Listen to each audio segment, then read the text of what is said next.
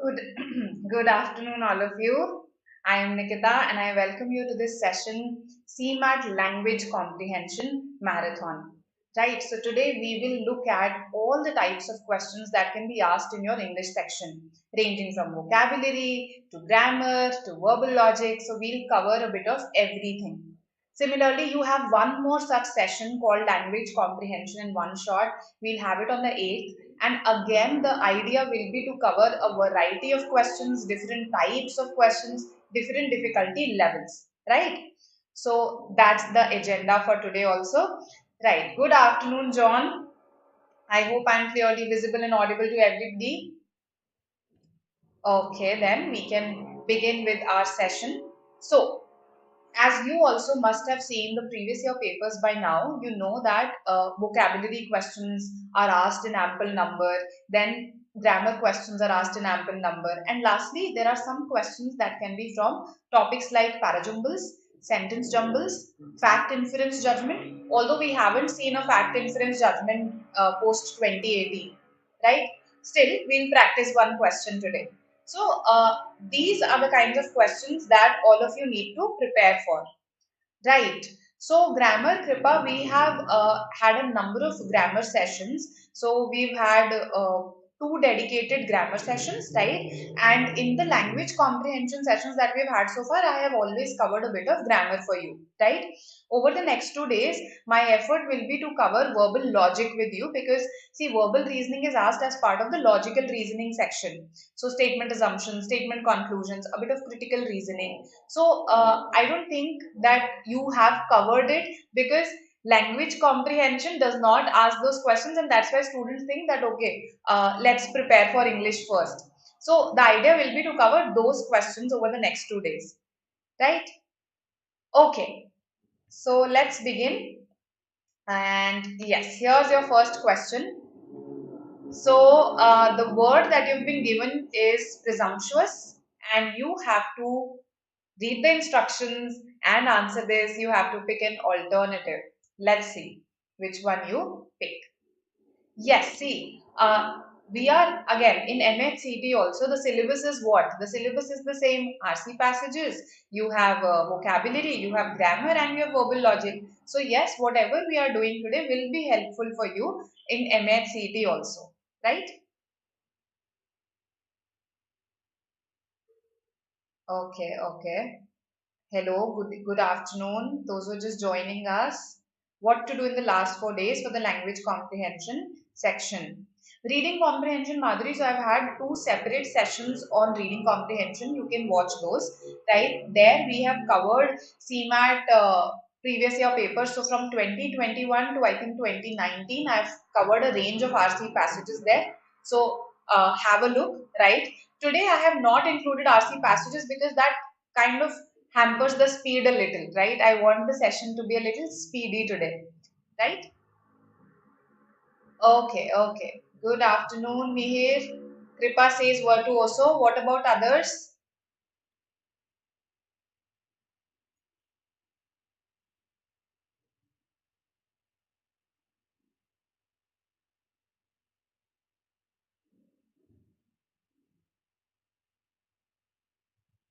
Okay. MA at CET, Vaibhav, we are going to have sessions on MA at CET. We have just had one session so far on it. So, yes, of course, in the coming sessions, I will cover RC passages. Okay. John says B. Others? C. All right.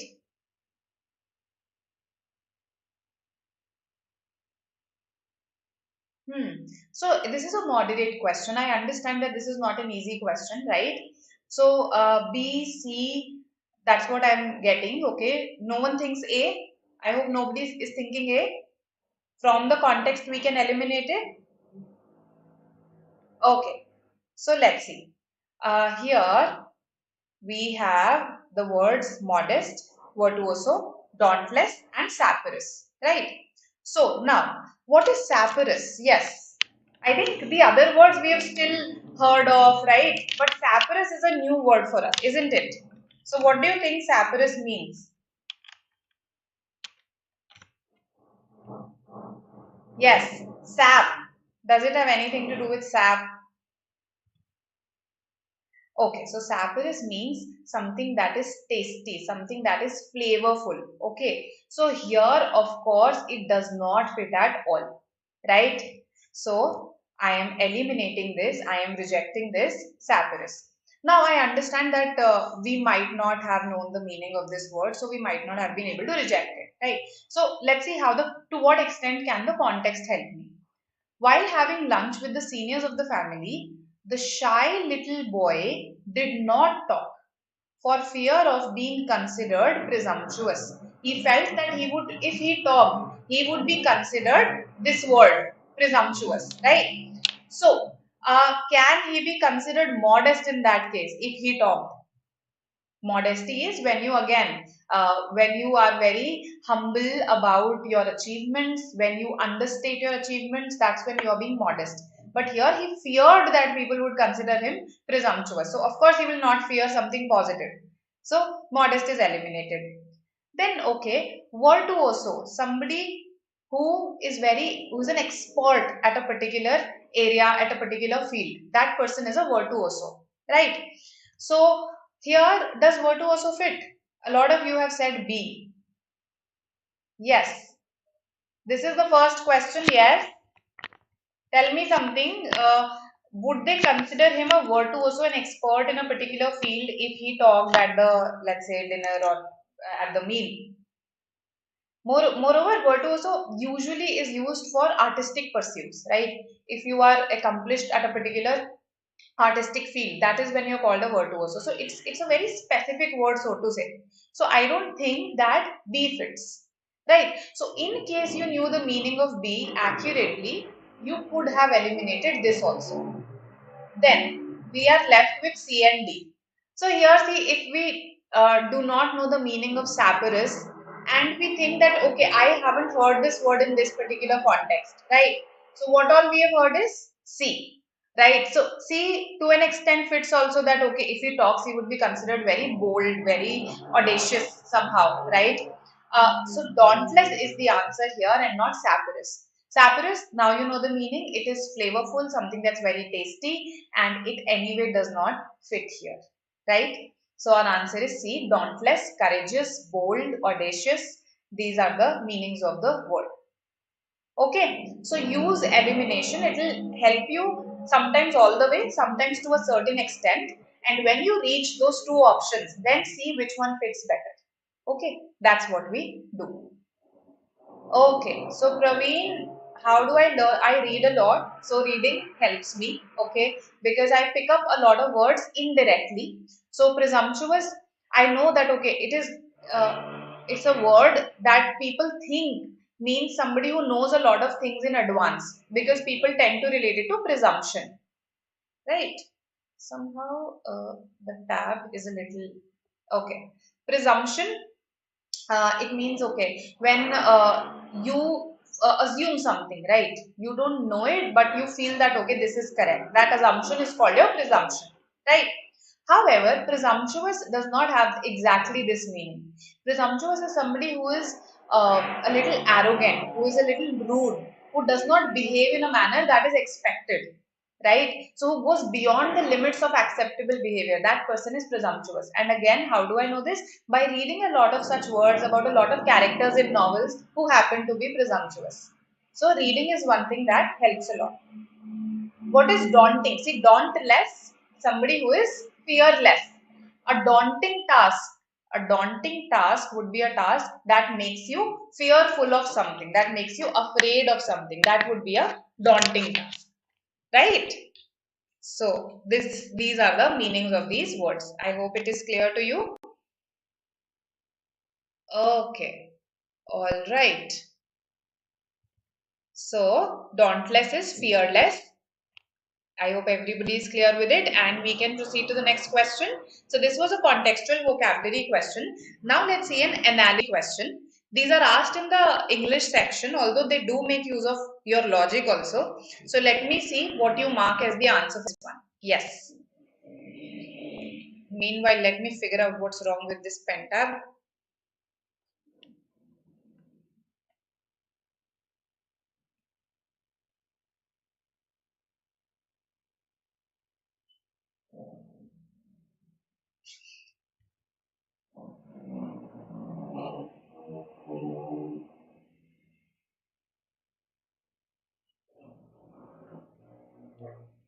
I presume, yes. Noreen, correct. Correct usage. You are assuming that it rained. Correct. Parajumbles question, see, because you're given options, no, so that makes the job easier. Even if let's say if let's say there were no options, it could prove to be a tricky parajumble, but then the options make it much easier. So we'll see a question on parajumbles today, and you yourself will realize this, that because of the options, it's an easy question. Who is asking this CMAT exam date? Yes. Who is asking this? If we're not sure between two options, can we mark one option? So Soumya, it depends. See, if let's say you have narrowed down to two options and there's a 60-40 sort of a probability, right? And you think that the exam is also easy, so the attempts are going to be on a higher side, then I take those risks. Then I make calculated guesses, right? If on the other hand, I see that the paper is difficult and this I don't even have a 60-40 probability, right? Then I leave that question and proceed in an exam that has negative marking. Okay. So I've got C so far, I've got D. So again, the effort has been to choose difficult questions today, right? Because I feel that on your own, you've practiced the recent CMAT papers, and I feel that the questions there, most of them are on a relatively easier side. So today I included some difficult questions on purpose, right? Okay. C, D, what else? Noreen says D. What else?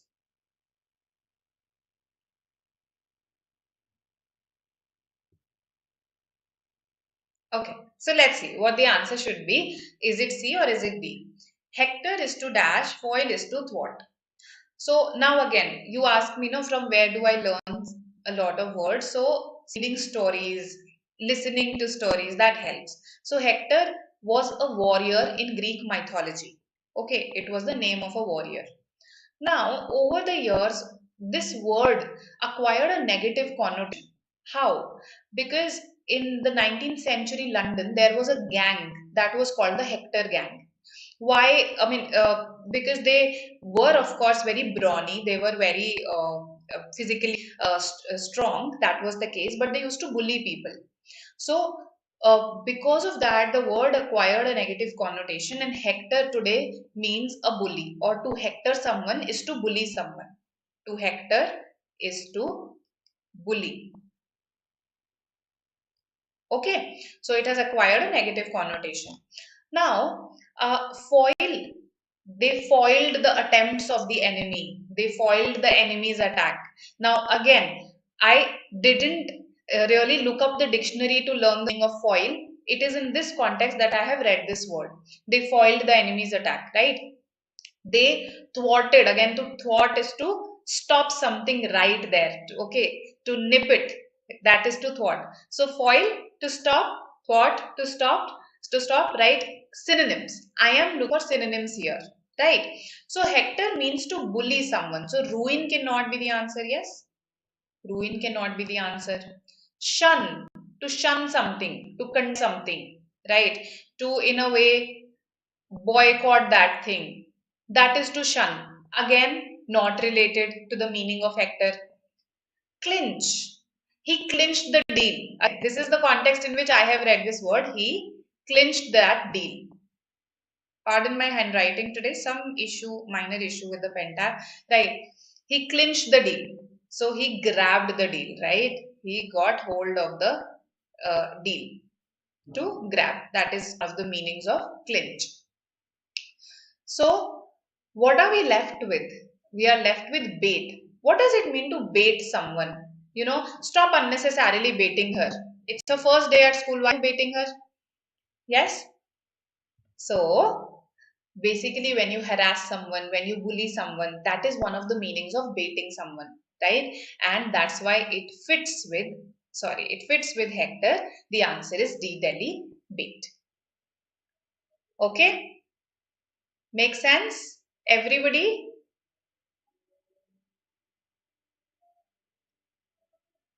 Yes, yes. Clinch, you understood the meaning? To clinch a deal is to grab a deal. To clinch is to grab. Okay. Because see, you should be exposed to difficult questions also, right? In the previous sessions, I've usually kept it easy or moderate at best. Yes. So I thought that you should be exposed to some difficult questions so as to prepare yourself for the worst. The idea is not to discourage you in any manner. In fact, difficult questions should never discourage, right? So the idea is just that before the exam, if let's say even one of these words or the synonym antonyms comes in the exam, then of course the purpose of this session will be fulfilled, right? Okay, so here's an easy question. You were asking for an easy question. Here's one. Let's see what you say.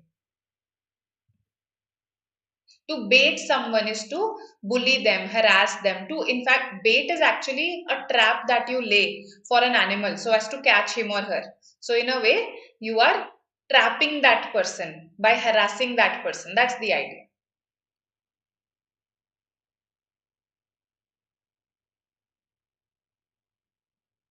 Clickbait, yes, clickbait. What is clickbait? Good. You reminded me of this, Vicky. This is a very popular strategy. Clickbait.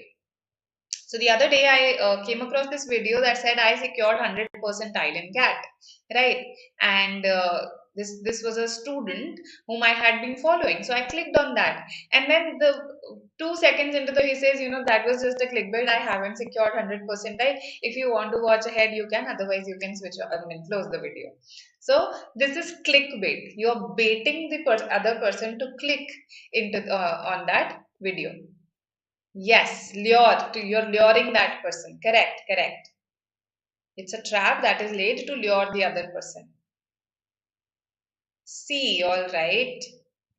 C, others? D, okay. I've got D also. Okay. What do others say? I should get a lot of responses on this one. Have more good. Okay. More good. Is it correct? Or should it be better? More good. See, adjectives and their degrees, we read about them. So, good, better, best, isn't it? Good, better, best. Yes. So, I need the comparative degree here. So, they have better. There's nothing called more good and there's nothing called more better. Okay. We can't more better also, remember that. So, very easy. And therefore, the answer here is D, Delhi. Okay. This should have been E. Sorry. This E was not mentioned here. I think that because of that confusion, some of you were saying C. Isn't it? Because of that confusion, some of you were saying C. Many of our towns and cities. Acha, in case you think this do should not, in case some of you said C thinking that this do should not come, no, this do can absolutely come here. Okay, when you want to emphasize something, see, normally I would say they have a better transportation system. Normally, we say they have a better transportation system. But if I want to emphatically say this, then I would say they do have a better transportation system. If let's say somebody is denying it and you want to emphasize, no, they do have a better transportation system. For instance, if let's say your parents tell you, पढ़ता ही नहीं है बिल्कुल भी, this chap does not study at all, and you want to say no, you want to emphasize this that you study, so you would say I do study, right? So an answer that out of your frustration, I do study. It's not like I don't study. So this do is used for emphasis in positive sentences, and it is absolutely fine. It is D that has an error. It was an error of degree of adjectives, right? So 3 questions so far. Yes. One was on a simple contextual vocabulary where a sentence was given to you, an analogy question, and error spotting question. Now, let's have a look at some verbal logic. Yes, a para summary question, because last year also you had paragraph based singlet. a short paragraph was given to you, and then you were asked what central idea of this paragraph, and four options were extended. Here you have to summarize what has been given to you. Now, why I have chosen this question? Some of the words here might appear difficult to you, which is fine. You don't have to get lost just in those words. Just try to understand broadly what this paragraph is saying, and I think you will be able to eliminate and zero in on the answer. Let's see what you say.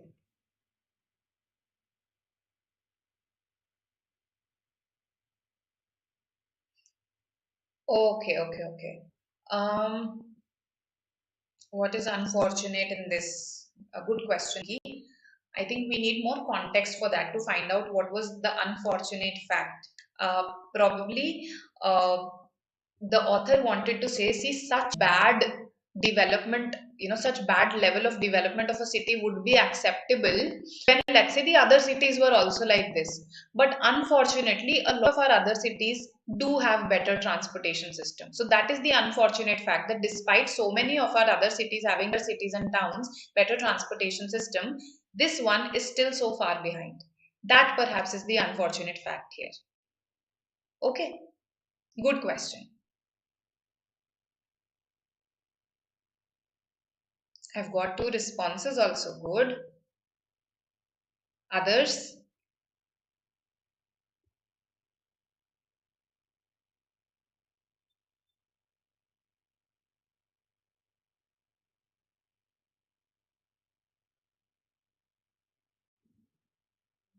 B, C, all right. What do others say?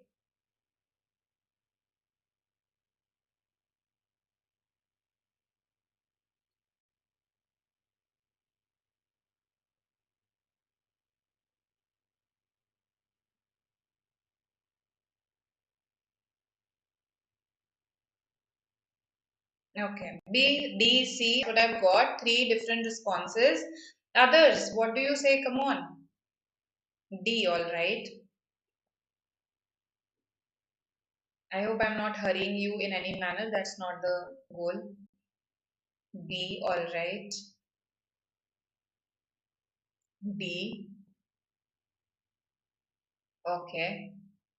B, okay. So B and D. Basically, we are confused between these two. Okay. Let's see. Of all the classes that stand face to face with the bourgeoisie today, this is pronounced as bourgeoisie. Okay. Now, what is bourgeoisie? It's the plural of bourgeois. What is bourgeois?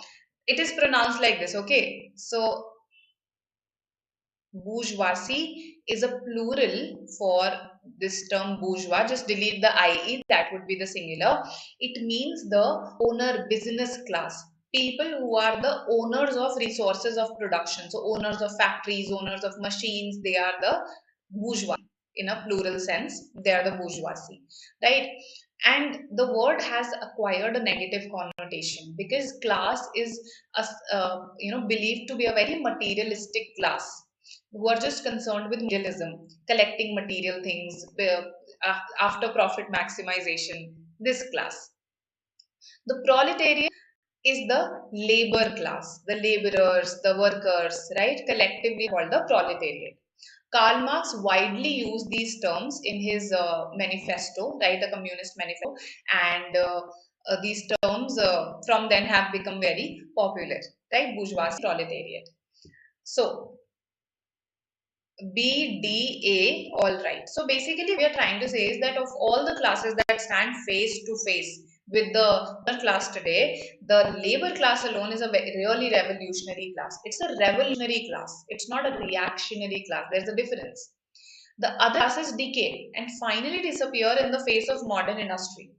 The proletariat is its special and essential product. The lower middle class and other reactionary. Okay, they are reactionary in nature. For they try to roll back the wheel of history. The reactionaries are those people who react to a present injustice in a not so well thought manner. They are called reactionaries, right?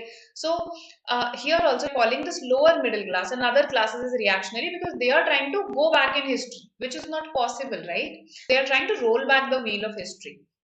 So the author is calling these other classes as reactionary, not the proletariat. So right at this moment, A and C should be eliminated. Good. I think you also eliminated it. B and D. Proletariat is not a reactionary class, unlike all others, as now the difference is it cannot be absorbed or it can be absorbed. It is the other classes that are decaying and disappearing in the face of modernity. So they are being absorbed in the bourgeoisie fold, right? So this proletariat is not getting absorbed. That is its special. That is what is special about it, right? So B is our answer. Does that make sense? Bourgeoisie, owner class, proletariat, working class. While other classes disappear, other classes are reactionary. Bourgeoisie, proletariat, it does not disappear, right? It is in fact a product of the modern industry. So I hope this is clear to you. I understand two of the words used were difficult, but I think overall, because the options are similar. So in a para summary question, if the options are very similar, no, so you just have to again go for a vertical scan. So I went for vertical scan, I eliminated A and C. Then I went again for a vertical scan, I noticed the differences. Okay, these two are the differences, the major differences. So the question then remains whether it can be absorbed or cannot be absorbed. B is our answer. So, in the face of similar options in para summary, go for a vertical scan. Right? The options vertically. Hope this is clear. You are awfully silent. Okay. The previous year question, I included this because some of its options were not well framed. The sources where I saw this, the options basically were erroneous, and for the answer given was also erroneous. So I didn't want you to pick up an erroneous answer, particularly for terms you may not be aware of. Okay, so that's why I've included this question. That's the only goal. Yes, let's see what you say.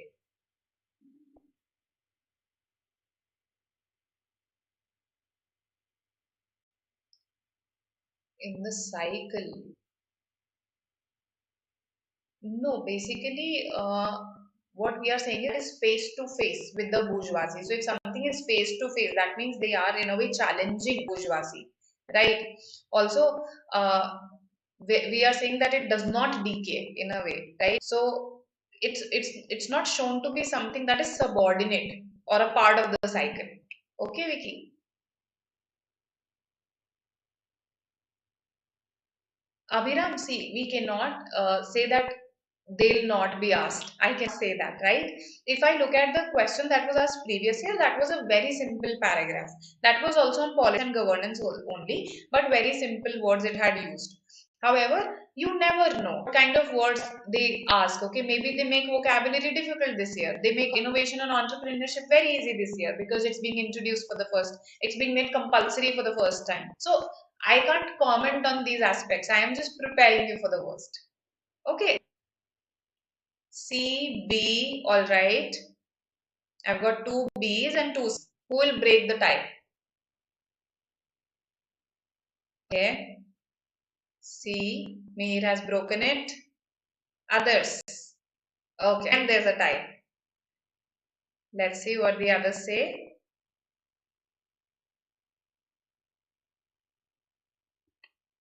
B, all right. So, more of you are favoring B. What about other? I want more responses. Come on. Hmm.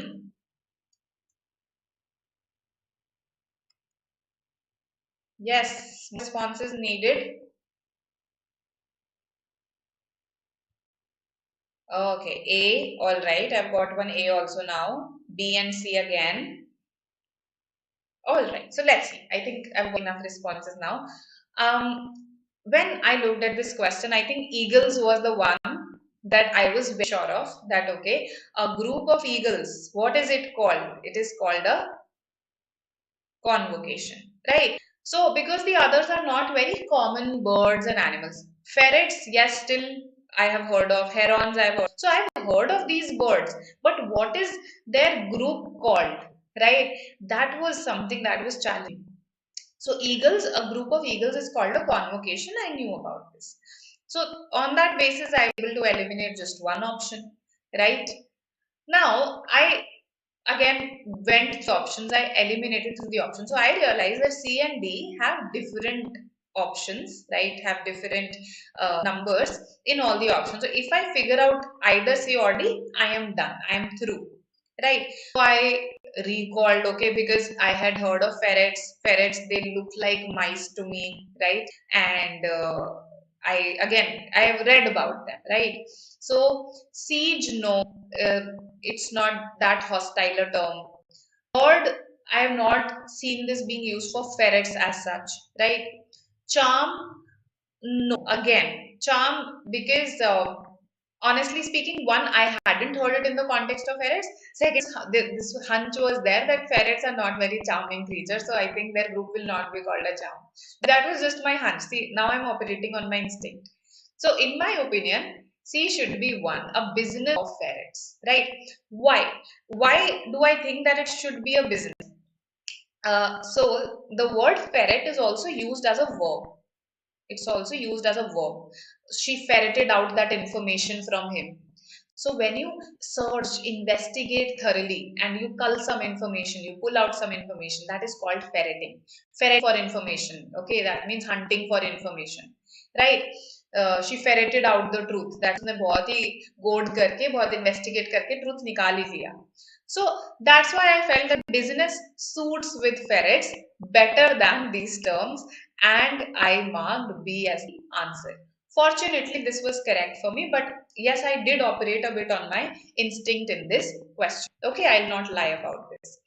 This one is yes, a CMAT previous year question. Some of these are, some of these aren't previous year questions. Jagdish, now flight of birds. Yes, you can say a flight of birds, you can say a flock of birds, but that is for birds in general. These are particular birds. Their groups have particular names, right? So C is 1, B is 4. Now, the others are also fine here, right? B is the answer. Herons. See, goldfinches are very beautiful birds. These yellow, black birds with brown beaks. Okay, so their group is called a charm. E is 2, a charm of goldfinches, right? Then, when it comes to curlews, okay, so curlews was something that I had seen for the first time. I mean, in this question, I wasn't aware of this bird.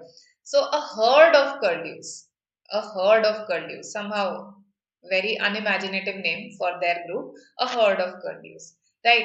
And we are left with herons. So, probably herons, when they come together, they are probably violent. That's why we are calling it a siege.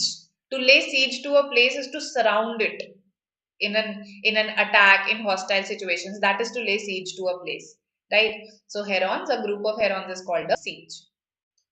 So option 1 has two same answers. Okay, that is an error. This one should have been 3. Okay, this one should have been 3. Okay, ferrets, yes, they look like raccoons. Yes. Okay.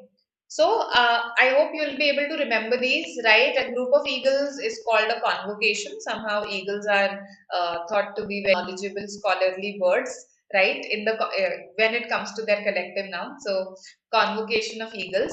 Ferrets, because it involves thorough search and investigation, a business of ferrets. Herons, probably, I am not sure. They are violent or they somehow surround the place like anything. That's why a siege of herons. Then goldfinches, they are beautiful, beautiful birds, very charming birds. So, a charm of goldfinches. And finally, what we were left with, curlews, a herd of curlews. Right? So, I hope these associations that I've created will help you to remember these words.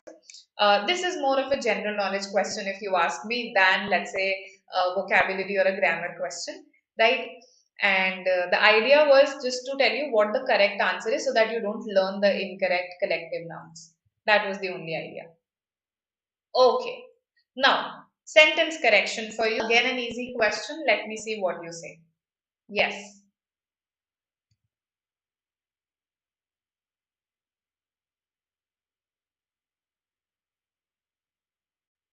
I mean, yes, if you imagine an eagle like that, Vicky, yes, we could say that. That could be an association.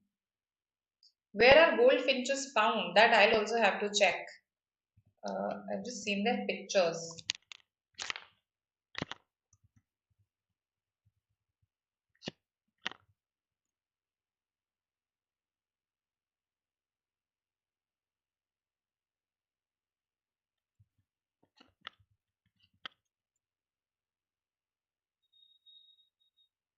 Let's see what you say for this one.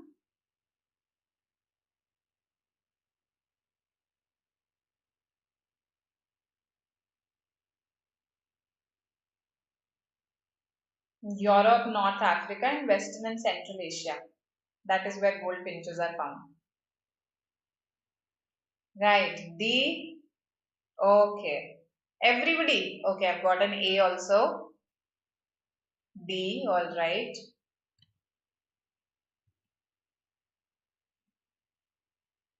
Okay. Let's see. So, only two groups. See, these are groups now. It's a collective noun question only. Only two groups can get away with anything. I have to now give the names of those two groups. Young and rich are not names of two groups. Young is an adjective, rich is an adjective. How can it be a name? I need nouns here. I need to name those two groups. These are adjectives. No. Or rich. Why or? I am naming both, right? So and is required. I am not saying one of them can get away. Okay. So this is incorrect outrightly. This retains the error of this young being an adjective. Eliminated. Our answer is D, Delhi. Absolutely correct. The young and the rich. So when I say the young, I am now collectively referring to all the people who are young. It's a collective noun. So what we have done is by adding the article the to an adjective young, we have turned it into a collective noun. The young and the rich. For instance, we say the poor, right? The elderly. When we say the elderly, we are referring to all the old people out there, right? Making a noun out of it. The poor, making a noun out of it. So, the young and the rich. Correct. The young or the rich. How would it make the game tougher, Vicky? Because I am saying that two groups can get away. I am not saying either of the groups can get away or one of the groups can get away. Even that would not have made the game to be difficult. Okay. Why A is not the answer? See, A is not the answer because when I say young, the young people, okay, young man, this young is an adjective there. Young is describing a noun. Whereas here, I do not need an adjective describing a noun. I need a noun itself. I need two nouns here.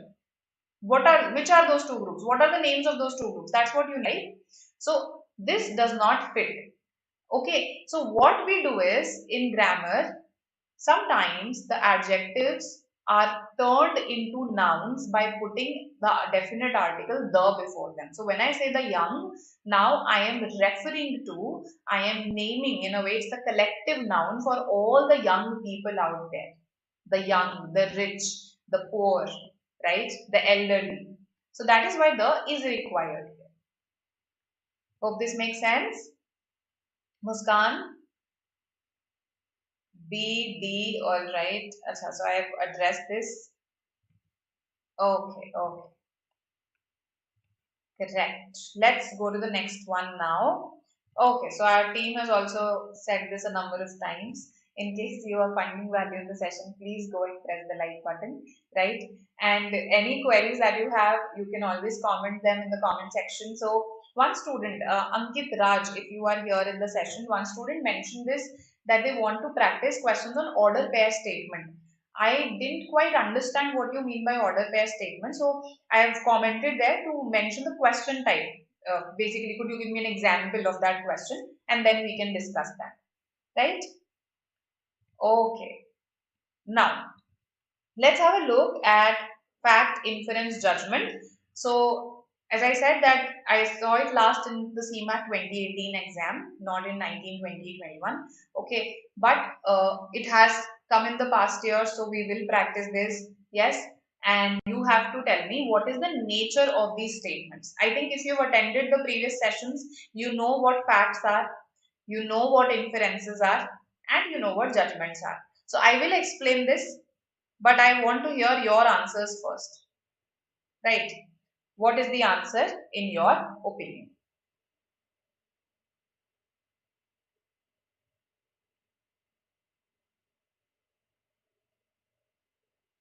Karthik, do you mean to ask the number of sessions?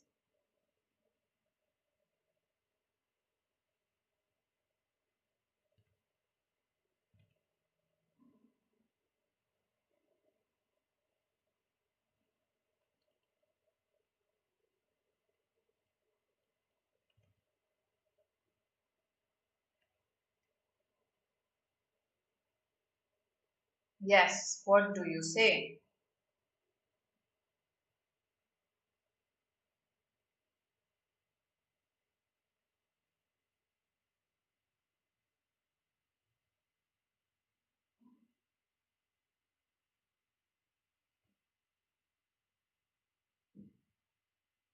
Okay.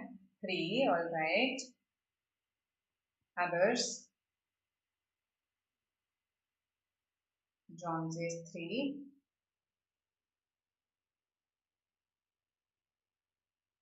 How many more sessions? So we'll have one session every day. So tomorrow, day after, and the day after that, three more sessions to go for CMAT. Okay. After that, we'll have sessions for MACT. Three. Okay. Also, I want to take, at the end of this session, I'll take your opinion.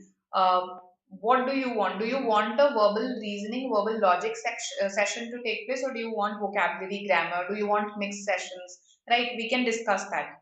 Okay, because there's no point in my taking up verbal reasoning or verbal logic in case you don't want that. Okay. So, three, all of you think that these are judgments. Okay, so let's see. Here, that means you've understood the definitions of these terms clearly. A fact is anything that is verifiable. That's the litmus test for a fact. You can always verify it. Okay, and on verification, there will be a universal yes or a universal no as the answer. A universal yes or a universal no as the answer. So let's look at first. So much of our day-to-day focus seems to be on getting things done, trudging our way through the tasks of living. It can feel like a treadmill that gets you nowhere. Where is the childlike joy?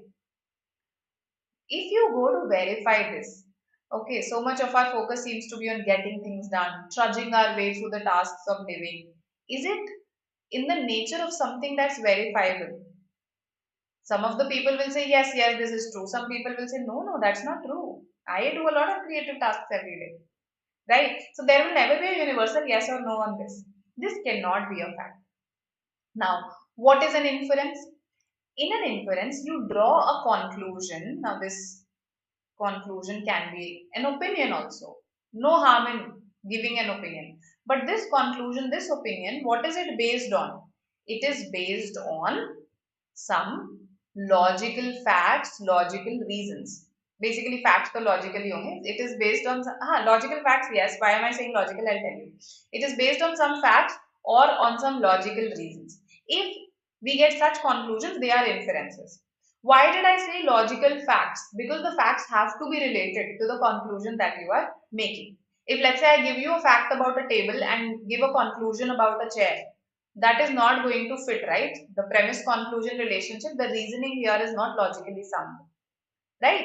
So that is an inference. So here the author seems to be giving an opinion. Okay, I can very clearly see the presence of an opinion here. But does the author say why he or she thinks so? Why he or she thinks that so much of our day-to-day focus seems to be on getting things done? On what basis? If the author had cited, let's say, the nature of jobs today, that they are very mundane, routine in nature, right? Or that majority of our time, according to so and so statistics, majority of our time is spent in our daily household chores or in our repetitive tasks, then yes, this could have been an inference. Not right now. Right now, it is just an opinion. It's a personal opinion. It's a personal opinion. Opinion according to a person. is a judgment. Something that people, half the people might agree with, half the people might disagree with, right? Something that's biased, something that's based on approval, disapproval, etc. So yes, first is a judgment. Okay, okay. I've got some responses here. All right. Okay, okay. All right, all right. Okay, I'll answer all these queries. Don't worry. I'll also tell you what to do in the last 4 days. This was also a query that was raised. Just let me complete this. Right. Then similarly, if you look at 2, 3, 4 also, 2, we are not doing the things that make us happy. On what basis is the author saying this? Has the author cited any survey that so many people are unhappy? Right? No. Judgment. This is the stuff that joyful living is made of. Identifying your calling and committing yourself wholeheartedly to it. The nature of these sentences is so clearly opinionated that yes, you are correct. All of them are judgments. This is a CAT previous year question. I included it here because your CMAT previous year questions seem to be simpler. So I thought to include one CAT question, but even this is not very difficult. Okay, so 3 is the answer here. All of these are judgments. Good. Acha, now addressing your queries. First query that was raised was what to do in the last 4 days for language comprehension. See, for language comprehension, I think you would have practiced RC passages by now, right? In case you had kept a CMAT mock for the last 3 to 4 days, in case you had, then just take that mock. Okay, in case you have already learned some words, you went through some list, some book, you can revise some of those words. Basically, whatever you can revise very comfortably, right? So, you can revise those words, you can take a mock. In case you have written your grammar rules at a particular place, then you can just go through those rules once. So this is a time of revision. You don't have to do anything new right now. So take a mock if you plan to take one. In this spirit, revise your grammar rules, revise your words. RC passages, I think you have prepared enough by now. And when you take a mock, anyway, some revision of that will take place. And yes, do attend these sessions. I think that will help you. That's it. That is all that is needed in these last few days. Right? Okay. Now, any specific batch coming for MAHCT. See, how we operate is that we have a comprehensive batch which prepares you for all the exams. If you are asking Vicky for the YouTube sessions, yes, we will have YouTube sessions, right, for MAHCT beginning 10th, right? In fact, beginning 9th itself, we will start having sessions for MAHCT. So there'll be sessions for all the areas, all the sections. So that will happen. But CET specific batch, we have an umbrella batch which covers you for all the exams, right? Okay. Now, vocabulary, grammar, critical reasoning. I think I should go for a mixed session then, right? Mixed session would be better. Okay. Then, admit card कब आएगा? ये तो मैं भी predict नहीं कर सकती कब आएगा. Let's see कब आता है. Right. Prior, so what you can do is, see, for such queries, for college percentile cutoff queries, it's better that you join a Telegram group, right? Because there are a lot of us there. So the information that will reach you will be the most accurate, and it will be something that's the latest, the most updated. So whether a college is good or not, right? That depends on so many factors. It's faculty members, it's infrastructure, it's placements. So what is the current status of all of that? That I think, again, when we pool our heads together, we'll be able to tell you better. Okay, so join the Telegram group. Now, okay, I did not attempt a single full length mock. I'm only taking sectionals. Is it fine? So, Weber, if let's say, I think for building that stamina to sit for that continuous period of time, mocks are needed, right? Sectional, because in a sectional, when you're sitting for an English sectional, let's say you'll sit with a very fresh mind, so that fatigue will not set in. So taking a mock, I think, is needed, right? That's what my suggestion would be. You can take a mock, in fact, today itself. All right, all right. So I'll keep your suggestions in mind. Basically, you are telling me critical reasoning, vocab and grammar, right? And That's primarily what you need a revision on. RC plus grammar, some of you are also saying that. Okay, I'll keep these suggestions in mind and prepare sessions accordingly, right? Okay. So this was FIJ, the answer was J for all of these. Now, fill in the blanks. Hitler cast a dash and dash shadow upon world history. A good question. This is from CMAT, CMAT I think 2016. Yes. Hitler cast a dash and dash shadow upon world history. Let's see what you say.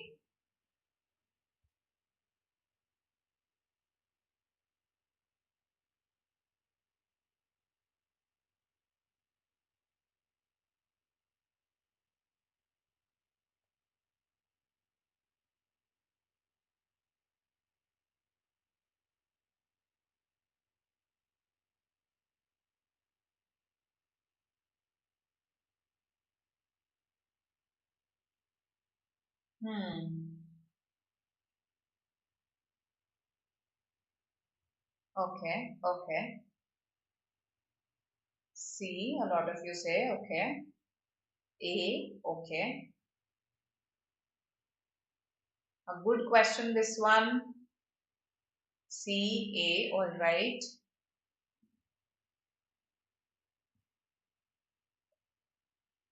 A. Okay. B. B also I've got. C. I think I've got almost all the options except B. Okay. Good. So the answer here is C. Let's see why. Frightful. What word should I use here? Frightful or frightening? Frightful or frightening? Yes. This is the reason why we need to reject A. I understand some of you narrowed down to A and C. Okay. But frightful is somebody who is afraid, who is scared. Okay. So that is frightful. It wasn't a scared shadow, it was a scary shadow. It was a scary shadow. Okay. Similarly, colossal, it is much better used with, let's say, when you're talking about these structures, these big structures, big buildings, colossal, right? So that is where it fits better. However, the main reason why I've rejected this is because of A. Okay. Herculean. Hercules, the word comes from Hercules, right? Who was Hercules? Hercules was a Greek warrior who was very strong again, right? Physically strong. So, a Herculean task is something that requires great physical strength. A task that requires great physical strength, right? So, Hitler cast a Herculean shadow. A shadow requiring great physical strength does not make sense. So, even B is eliminated. Sorry, even B is eliminated here, right? Now, huge, vast, basically, first of all, the moment you read them, you realize that they don't fit similar, and secondly, they are very synonymous in nature, right? Big and something covering a large area, right? So, very similar in nature and not really serving the purpose of amplifying what I'm trying to say. This first and second, these two blanks serve to make emphasize my point, make it larger. So, gigantic, it was a big shadow and horrifying. I have now emphasized, I have now described it more. So this is what I'm looking for. A huge and a shadow that actually horrified you, frightened you. Gloomy is something that's sad, okay? So if let's say gloom is the noun, right, which means sorrow, sadness. If a person is gloomy, that means they're sad about something, right? Okay. Now, gigantic and horrifying would do. Yes, yes. A gigantic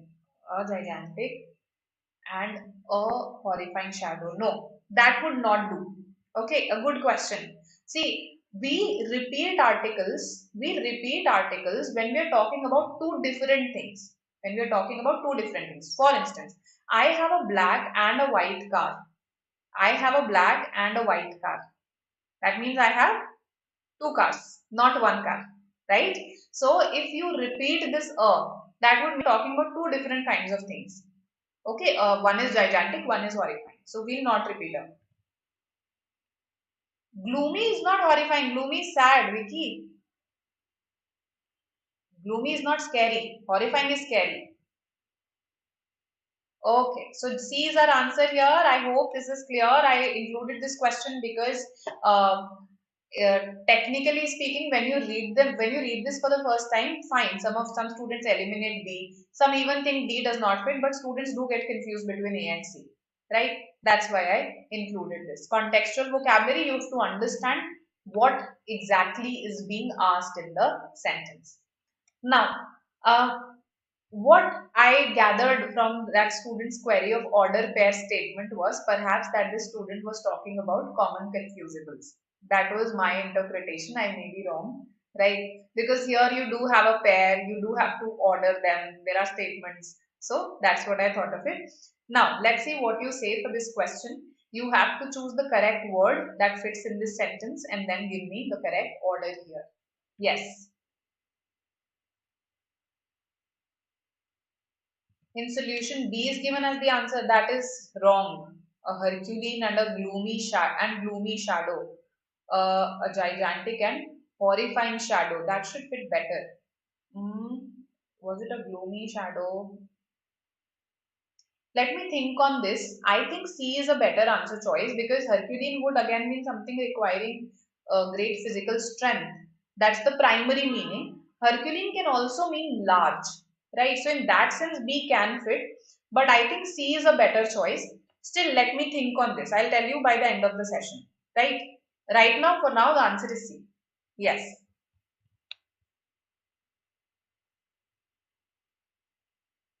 Okay, this is given in Arihant. All right. Okay, let me just think on this. If Herculean can fit there.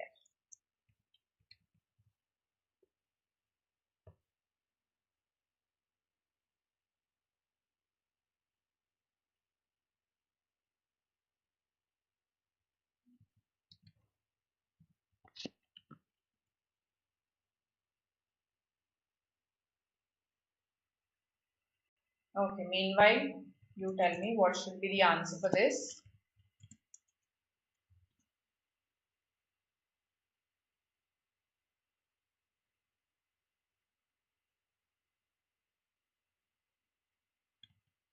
Let's see.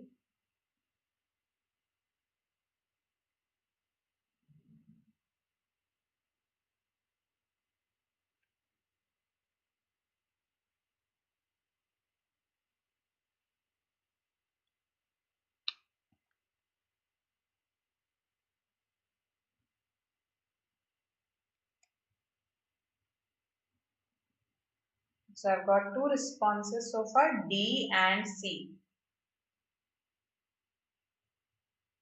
Okay, I think there was some buffering for a moment. D, C, all right.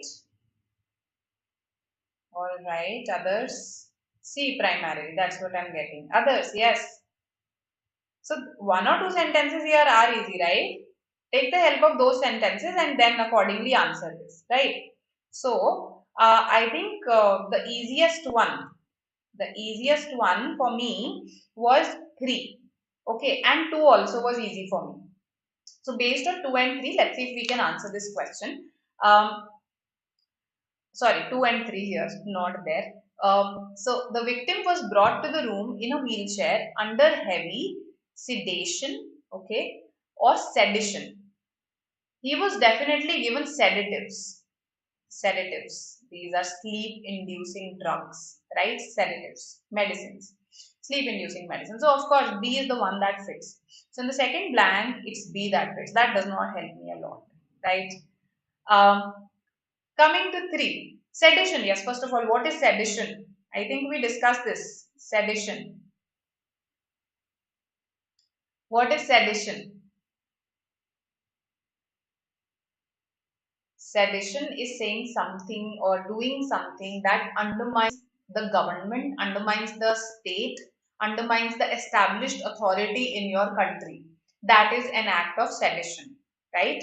So, I think JNU students when this guy Anirban and Umar, they were booked under sedition, right? So the idea was that they had undermined the government, undermined an established authority, right? So two is B. All right. Three, you should take a look at this hysterical. What is hysterical? I think the word hysterical serves as a clue to what should come next. So hysterical. It was hysterical. The show was hysterical. It was extremely funny, right? So the word that goes with funny is facetious, not factitious. Okay. What is facetious? Anybody? Yes, Kanaya Kumar was also booked. Yes. What is facetious? How is it different from factitious? Who will tell me? Facetious humor. I think we have covered this word earlier. I even told you a joke related to it. Facetious is when you're being funny at someone's expense. It's basically an irreverent joke, okay, a disrespectful joke. For instance, there's this joke that I read that at every wedding, all the old aunts of mine would start teasing me. Yours is next. Yours is next. So I started doing the same to them at all the funerals. So this is a facetious joke, right? Irreverent, cracking a joke at someone's expense, right? And yet it's fun. So the word that is needed here is A. Based on that, I am able to eliminate C. Okay, I'm still left with two options. It all comes down to fourth noun. For those dash enough to crawl underneath, it is also a cave-like shelter. It is also a cave-like shelter. Now, here, I knew that the answer is not rye. I knew that rye does not fit here because rye again is a type of humor. When you mock someone in a dry manner, so that's rye humor. So the word that is needed here is spry. Based on this elimination, you can mark A as the answer. Even if you know one of these, that does the job. Spry, on the other hand, somebody who's very active, somebody who's very lively, that is spry. Okay, so spry and facetious. What is factitious? Yes, factitious. Does it have anything to do with factitious? Factitious? No, it does not have anything to do with fact. It means something that is artificially created. Okay, something that's not natural. So an artificially created city, for instance. Okay, something that does not have anything natural about it. Factitious, right? Embryos, artificially developed embryos, factitious embryos, right? So B does not fit here at all. And we didn't even look at one. Let's look at one. What do these words mean? Prim and prim. Prim, I think, would relate to prim and proper. Yes?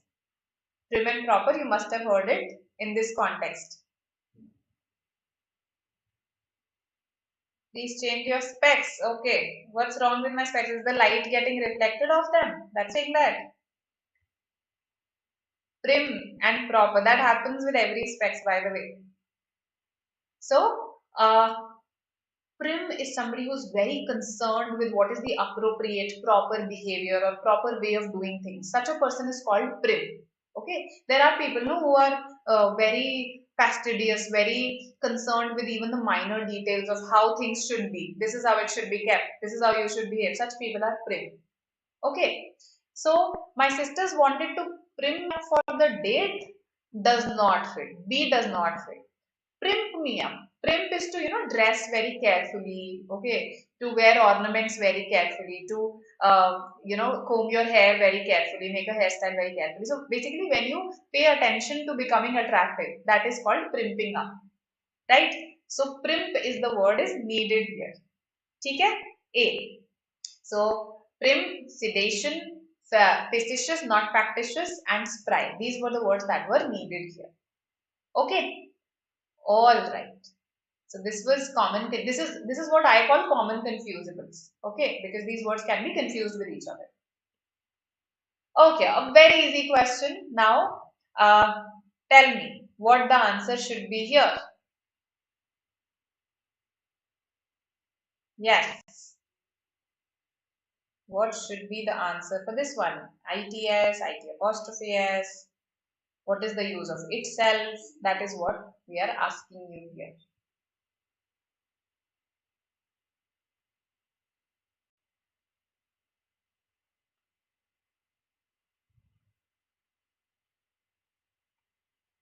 Prim, it need not necessarily be an OCD. See, for instance, if let's say you are born in a royal family, there is a certain way in which you do things, isn't it?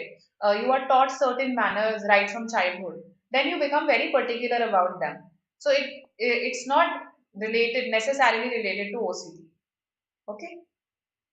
Spry is somebody who is active and lively. It's an adjective used for active and lively. Particularly, this is used for old people who, despite their old age, are active and lively. Okay. All right. C, D, B, C. All right. So primarily, I'm getting C's. What about others? So, okay, while you were doing these questions, I was giving that a thought again, the gigantic and horrifying question. I think it should be gigantic and horrifying shadow only because that's a better fit. Even if I consider Herculean to mean big, even if I consider that meaning of Herculean, then also see, when we have something that is a broader word that can have multiple meanings versus there is one specific word that has a meaning that fits in the sentence, then we go for the one that fits in the sentence, right? Moreover, the kind of shadow that Hitler cast, if I use my external knowledge, it was a frightening, horrifying shadow rather than just a sad shadow, right? Something that frightened everybody, all the other countries out there, right? So C is what is coming as the winner choice. So it is a miracle, absolutely correct. So it should be it apostrophe, sorry, it apostrophe S, right? And that's why it eliminated. Then it's a miracle that someone didn't steal whose accessories? The car's accessories, right? The car's accessories. So its accessories. ITS possessive pronoun here. Okay, so based on that, even this is eliminated. Now, some students say, but the can fit here. The accessories, I'm talking about the particular accessories here. Yes, the can fit here. But between itself and it cannot fit here. Now I need to get it serviced. Now I need to get the car serviced. After all, the poor thing, the car can't repair itself. वो अपने आप को खुद repair नहीं कर सकती. It can't repair itself. That's the idea. So C should be used here. Itself should be used here. Itself is a reflexive pronoun. What is it? It's a reflexive pronoun. What do I mean by that? If I say I hurt myself, let's say I was chopping vegetables, I hurt myself. Now, what does this mean? I mean, when I say reflexive, basically here the doer and the receiver of the action are the same people. The doer of the action and the receiver of the action are the same people. So in a way, the receiver is a reflection of the doer.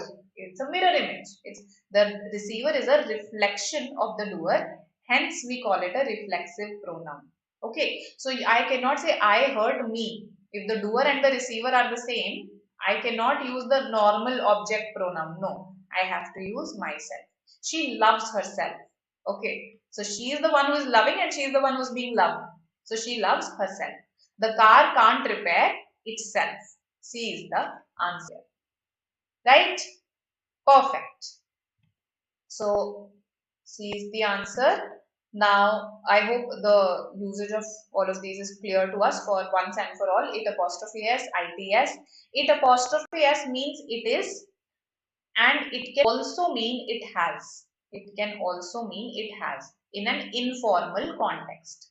In an informal context, right? It's just a short form or a contraction. Okay. Now we have a parajumble question. I didn't even have space to put a heading for this. This is a parajumble question. And I told you, you will yourself see that the options make it an easy question. So let's put our brains together. Yes, let's see what the answer should be. Go for a vertical scan, look at some of the transition words, and they might help you. Okay, let's see.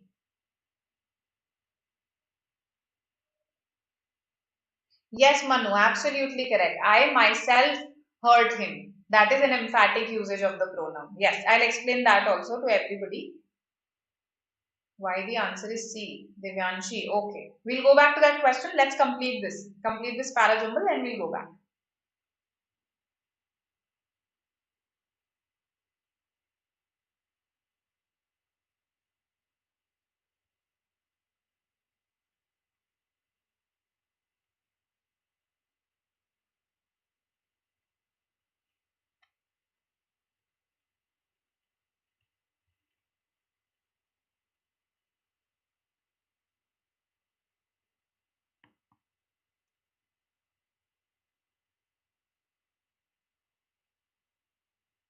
Okay, so those who have figured this out, now take this time to go and like the session. Press the like button.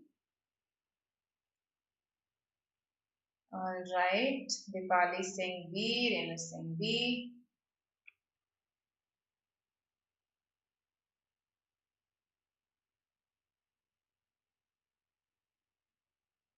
Okay, okay.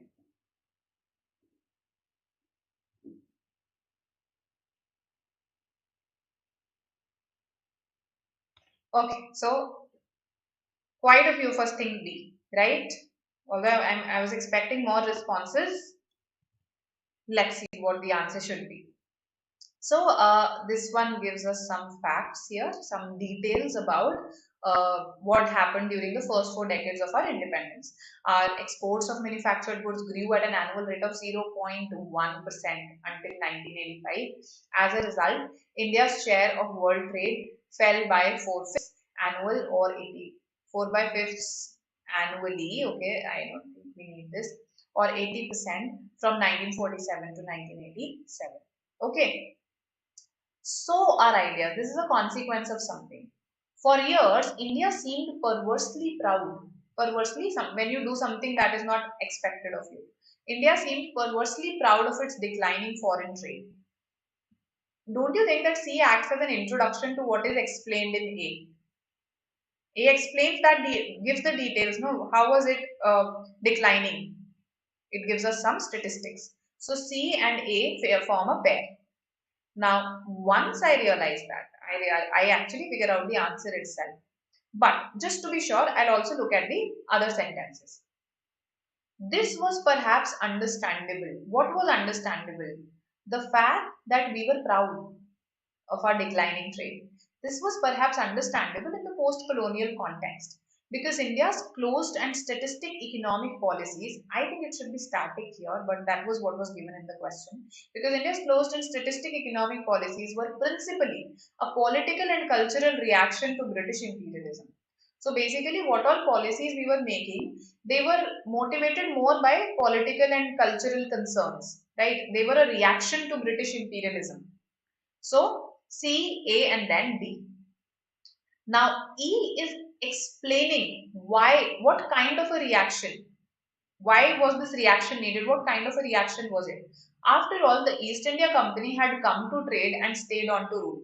That is why, we followed a very closed economic policy. We were afraid of opening our economy because the East India Company had come to trade and stayed on to rule. So, and as a consequence of this, our ideas of self-reliance combined a Nehruvian concern for distributive social justice with a profound mistrust of the international economic forces that had enslaved the country for 200 years, right? So, a direct consequence of E. Yes, CADEB makes perfect sense. We have a number of transition words here. This was perhaps what was perhaps understandable. After all, this would come when we are giving a reason behind the closed economic policies. Then this is a consequence. So tells me that, right? This is an elaboration of CC is introducing the issue there. Okay, so B is the answer here. Hope this makes sense. I don't like parajumbles because my attention span is low. Okay. Any rule of thumb to approach them? See, when you have options, I think you should give parajumbles a shot because sometimes just by figuring out one pair, you figured out the answer. So my suggestion to you would be, first of all, focus on the transition words, right? Then see, low attention span would not hamper you in case, let's say you read, take it one sentence at a time. No, read each and every sentence carefully. Read each sentence carefully. Then focus on the transition words. I think that much we can. So that's why this. Focus on the transition word and see if you can make a connection. If you can, let's say you feel that okay, D should come before E. Even if you figured out this much, let's say you figured out just this much, D should come before E, right? But okay, that does not help us in this one because DE is a pair. Uh, or let's say you figure out that DEB is a sequence. DEB is a sequence because I think when I read this question for the first time, that's the first thing I figured out that ये ना sense बना रहे हैं साथ में ये ऐसे consequence वाला cause consequence paragraph type हो रहा है. So DEB, once I realized this, I have figured out the answer. I don't even need to worry about C, the placement of C, the placement of A. Right? So I think this is the bare minimum that we can do. So tips for PJ, read the sentences, right? Focus on the transition words, make one or two pairs, okay, or orders. It doesn't even have to be pair. अगर आपको इतना भी पता चल गया that D should come before B, D should come before B. It's not a pair. But see, based on that also, Achha, this one I am not able to eliminate, but then in some of the cases you will be able to eliminate options, right? So even these few clues can actually help you to get, land at the correct answer, right? So these would be my suggestions. Okay. Also, if you feel that you have other questions left, and this is a quite lengthy parajumble, the topic is also not very familiar to you, then you can keep it for the end. You don't have to attempt it right away. Okay, you should then keep it low in your priority, right? Okay, so these were some of the questions for today, right? Parajumble question for your verbal logic, right? A grammar question in the form of fill in the blanks. Now you have a query here that why should it be C first of all, and yes, what is the emphatic usage of this pronoun? See, itself can act as both a reflexive pronoun. It can also function as an emphatic pronoun. So reflexive, I have just shown you when the same person is the doer and the same person is the receiver. What is emphatic usage? If I say, I myself did all of this, I myself completed all the homework. So I could have simply said, I completed all the homework and it would have made perfect sense. But what am I doing? I am emphasizing that I am the one who's responsible. Nobody else actually helped me. Okay, I did it all by myself. So this is called an emphatic usage of this pronoun itself. Okay, myself, yourself. So that's the idea that itself can also function as reflexive and emphatic. Now here it is functioning as reflexive, not emphatic. This is just for your knowledge. Okay, but if I say the chief minister himself attended the function, right? I am just emphasizing, देखो chief minister खुद आए थे. So that is emphatic usage. Now the question, why C is the answer? See, here we need it is. It is a miracle. It is a miracle. So if you need it is, you can't put this as the answer because the contraction of it is it apostrophe s. So C or D. Sorry, C or D. Then I told you that here I need a reflexive pronoun because the car cannot repair. Car को किसको repair करना है? अपने आप को. The car can't do that. That's why I will have to get it serviced. The car can't repair itself. Reflexive usage. That is why C is the answer. Hope this is clear. Okay, okay. So, C is the answer here. Welcome all of you. We tried to cover vocabulary, grammar, verbal logic today, and I'll make mixed sessions in the coming days also because I think that's what you want with a focus on critical reasoning, right? That I'll take care of. Okay, don't worry. So these were some questions for today. I hope you like the session. In case you have any queries, you can post them in the comment section. Also, you can join our Telegram group, right? Its link I'll just share its link. Also, yes, on the 9th, right, at 9 p.m., we'll come live with an analysis of CMAT 2022, where we'll talk about all of these things, okay? Difficulty level, good attempts, exam pattern, expected cutoff. So do attend that, okay? And you already know about this. And yes, one of you was asking for the batches for MXCET. So this is the batch that we have right now. It's a comprehensive batch. It's a complete course. We prepare you for all the exams, right? And yes, this is the channel that you need to join for asking your queries, particularly any percentile, cutoffs, and college-related queries, right? Welcome, welcome, Priyanka. See you next time. Bye. Okay. See you tomorrow at 12 p.m. Okay? Bye.